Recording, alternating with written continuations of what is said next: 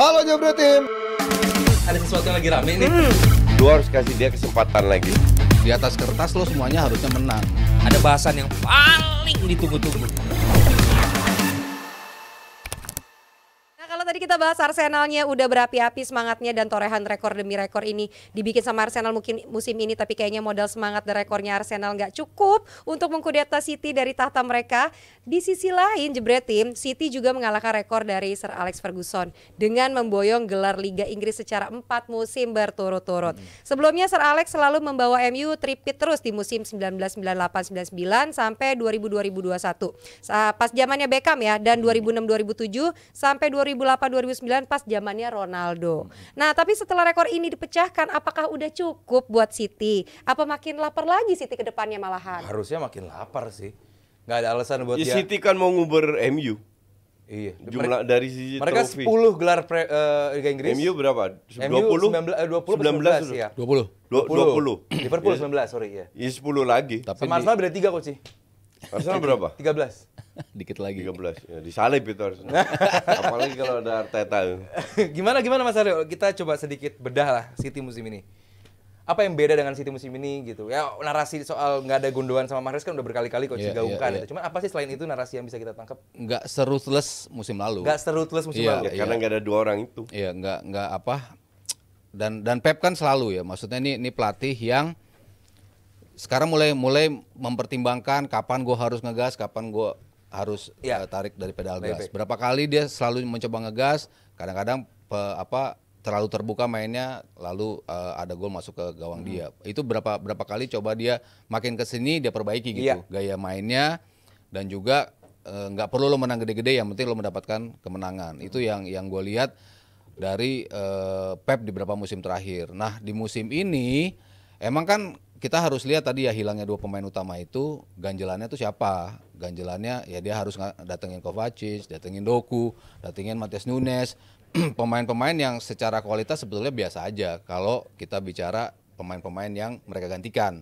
Ngejelnya tuh mereka butuh waktu. Doku di awal-awal, ya lo lihat aja dia kebanyakan gocek, kebanyakan mentok.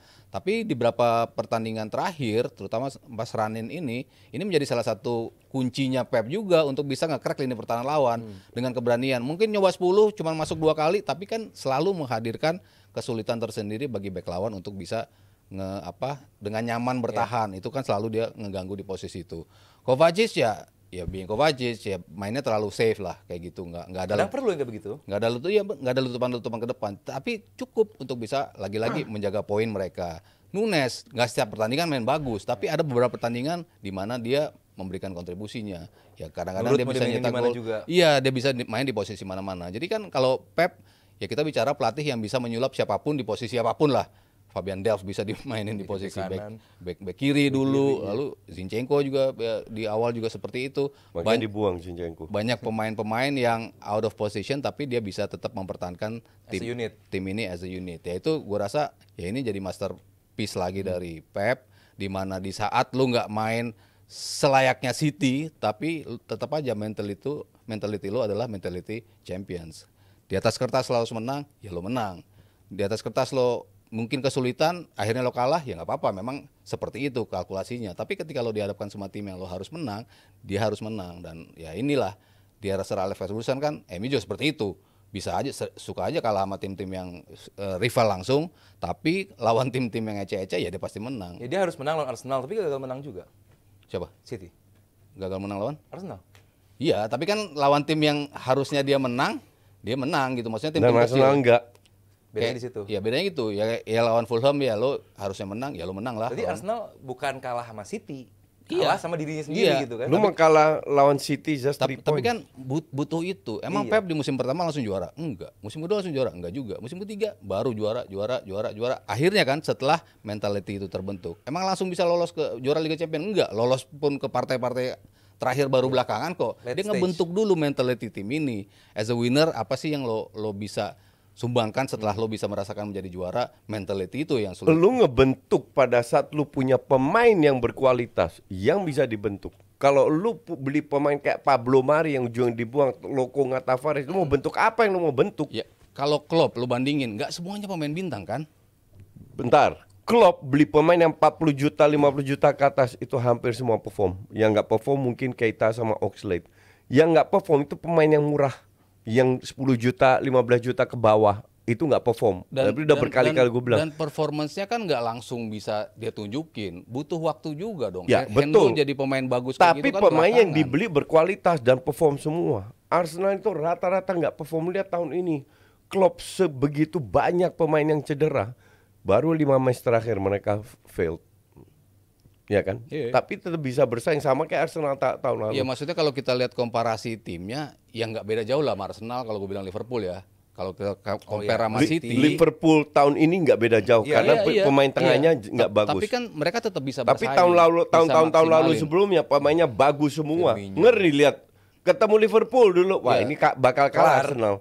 Iya kan? Ya, terutama 3 di depan sama 3 ya, di tengah. sama sayapnya itu. Ya 3 di tengah ya emang siapa aja lo mainin mainnya kan mainnya ganggu terus gitu kan. Pemain mana yang gue bilang bisa benar-benar step up di bawah si Wijnaldum. Arteta. Oh, Arteta. Nggak banyak. Ya Odegaard masuk dong. Ya Odegaard, Saka, that's it. Rice. Belakang back, dua Rice back, kan baru dibeli. Oh iya. dua backnya bagus dong. Siapa? Iya si Gabriel sama si. Iya, Gabriel tuh banyak blunder juga. Ya tapi musim ini enggak lah. Musim Musim lalu ini ya. agak mendingan, Iya. agak mendingan. Saliba bagus. Iya. Ya kan? Terus lu beli Raya, blunder demi blunder di match penting, mau dipermanenkan tuh. Iya. Dia beli Ramsdale. Karena dia, juga clean sheet terbanyak. dia beli Ben White. Iya. Buat apa lu punya clean sheet? Itu untuk gue tuh bullshit banget tuh. Bonus. Ya bonus doang. Iya, iya. Yang penting mah poin. Enggak, justru karena clean sheet terbanyak dipermanenkan. Kan bullshit itu kiper kayak gitu. Itu 11-12 sama Pickford itu Raya. Iya, iya. Nggak, kita lagi bahas fokus tadi soal judulnya bagus tadi. Kalau lu compare Pep sama Sir Alex Ferguson, apa bedanya dan lu lebih mana unggul? Di masa itu gitu. Hampir sama ya. Oh ya? Kok- Apa yang sama? Mungkin kalau dari sisi permainan Pep above, lebih jauh advance. lah dari sisi permainan ya, dari tweaking strategi segala macam. Cuman kan in order lo bisa konsisten bermusim-musim, pemain silih berganti datang, yang ini nggak works dia buang, timnya tetap kompetitif, tetap juara di musim-musim berikutnya. Iya. Ini kan Pep melakukan yang sama, yang perlahan-lahan kita nggak lihat lagi, Kompany udah nggak ada, Aguero udah nggak David ada, Silva. David Silva udah nggak ada, pemain-pemain yang tadinya bintang utama mereka, tapi tetap aja dia bisa. Smooth tadi kayak Coach bilang, smooth banget. Ya ini si Sir Ferguson juga gitu kan, pemain-pemain utamanya dibuangin, Jabstam pemain one of the bestnya dia Alistair. dibuang, Mr. Roy. nggak ada masalah, Nistelrooy cabut nggak ada masalah, dia tuh bisa melakukan itu. Nah Pep juga bisa melakukan itu dan dia buktikan di semua liga lah, Iya. dia bisa menjadi penguasa tunggal di setiap liga yang dia mainin, termasuk di Liga Inggris. Kalau lu Coach soal Pep dan Sir Alex Ferguson ini apa sih kesamaan atau mana yang lebih unggul buat lu? Nggak bisa dibandingin ya. Oh ya? Sir Alex waktunya lebih banyak. Dalam arti lu nggak perform oke aja. 22 tahun ya. 22 tahun. Iya, maka dari itu 22 tahun. Nah, 20 tahun berapa trofi? 12? Oh, lebih. Pokoknya 20, setengah dari trofi 28 MU itu trofi dari kalau nggak salah. Ferguson. Enggak, IPL. 36 Oh, sekian. 13. Oh, trofi Premier League-nya. Premier League-nya 13. Enggak, Mas. Premier League. 13. Kalau Alex apa? Ferguson.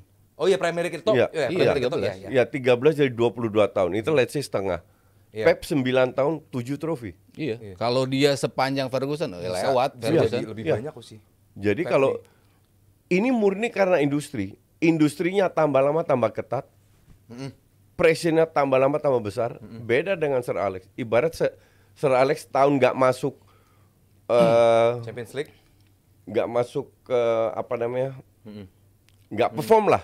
Nggak ada yang berani protes. Ditambah 79 poin pada saat itu lo bisa juara. 81, 82 poin bisa juara. Sekarang 97 poin lo belum tentu juara gitu loh. Intinya sesulit itu. pressure-nya untuk bisa juara. nggak sebesar zaman Sir Alex. Dulu Sir Alex kan komentatornya cuma Wenger doang, kasarnya begitulah. Itu pun gantian jagonya gitu. Iya. Entah bagus Arsenal, Iya, bagusan MU. keselip satu, Iya. lalu Arsenal lagi, Iya. MU lagi, keselip Mourinho, MU lagi, gitu aja. Tiba-tiba Ya, Mourinho pokoknya Pep datang. dan Mourinho- staff ini ya one of the greatest manager in Iya. British kali ya. Iya, ya kalau di England, iya. Kalau di England, kalau world, ya gue megang Pep tetap sih. Iya. Kalau Aku Inggris juga ya, Pep Iya. maksudnya sepanjang 22 tahun lo juara Liga Champion cuma 2 kali gitu kan, si Sir Alex Ferguson. Kalau lo emang lo juara jago banget, ya lo harusnya conquer Europe juga gitu loh. Iya, betul. Tapi ini Pep udah 3 kali conquer Europe gitu kan. Kalau Nesa udah berapa kali bacain saweran nih? Ini masih nunggu nih, siapa lagi yang ada yang mau nyawer kah? Ada, Belum. Sambil ini ada t-shirt juga yang Oh, udah ada ya. Udah ada mana-mana. Oke, udah banyak nih. Dari Faris Sutedi, nyawernya 5 euro. Wih. Selamat 5 pound sterling. Selamat malam Mas Aryo, prediksi Chelsea di atas MU dan City juara. Izin omongin TAA sama Van Dijk, katanya pindah dong. Nanti kita bahas ya, lah ya. Oke, next dari Alex Rp50.000. Menurut Coach Justin dan Mas Aryo, apakah Liverpool musim depan bersama Arne Slot di Liverpool bisa jadi pesaing juara IPL? Nanti juga kita bahas. Ya, kita simpan ya. Terus next dari Bakti Rp100.000. Thank you. Tweet Koci rame di X, ada masalah apaan sama PSSI? Nambah dulu sawerannya baru dijawab. Baru clarification. Nah, ada lagi dari keluar klarifikasinya sekarang kalau nggak salah. Yang menyerah itu. Ya. Terus Nes? Dari Pele Still I Die Rp100.000. Balas Still I Die. In Glasner we trust. Yes. 6 win di 7 game terakhir. Ya. Di antaranya Liverpool, Villa, Newcastle, dan MU. Gak nyangka bisa finish posisi 10 malam ini. Iya. Iyalah, luar biasa lah Glasner di Palace. Nah, untuk ini kan menuju ke Premier League Liga Petani kalau kata orang, bosan gitu. City lagi terus tim-tim non City bisa apa untuk mengganggu gitu. Ini bagus ada Arsenal bisa bikin lebih seru sampai pekan terakhir. Kalau tim-tim lain itu Chelsea, MU, Liverpool, Villa ya, Tottenham. Kemana mereka? Liverpool sebelumnya Liverpool lah. Maksudnya yang pushing City hard kan Liverpool. Ya sekarang gilirannya Arsenal. Iya. Pada akhirnya bakal jadi two horse races terus. 2-3 itulah. Iya. Tapi ya setelah Klopp ya kita harus lihat lagi seperti apa nanti Liverpool after Klopp. Ya kalau sekedar mengganggu ya Chelsea mungkin hanya di 4 besar. Ya kalau MU tetap sama Ten Hag, kalau bisa memperbaiki kondisi semuanya lah ya, internal, eksternal semua bisa mereka hadapi, ya bisa aja 1 2 3 4 ya tetap tim-tim ini sih gua rasa.